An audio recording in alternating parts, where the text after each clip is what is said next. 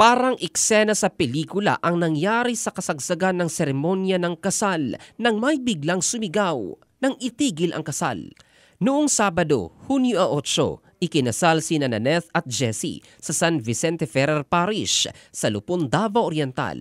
Ngunit binulabog ng isang hindi kilalang babae at ipinatigil ang seremonya. Sa videong kuha ng isa sa mga bisita, habang nasa kalagitnaan ng seremonya, biglang pumasok sa simbahan ang isang babae, nagwawala at nagsisisigaw hanggang sa nahimatay at binuhat na lang ng isang lalaki para maipalabas.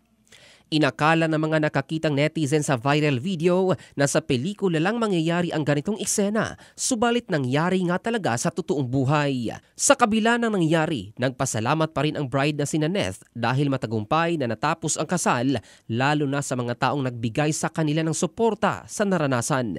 Nilinaw din ng bride na walang third party o ibang karelasyon ang kanyang asawa na si Jessie at hindi nila kilala ang babae na sinasabing nagpapahiling ito sa pari.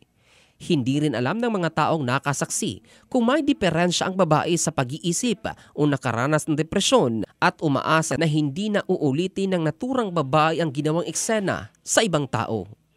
Ito si Jofel Candado in the heart of changing lives ng Brigada News Philippines, the Music and News Authority.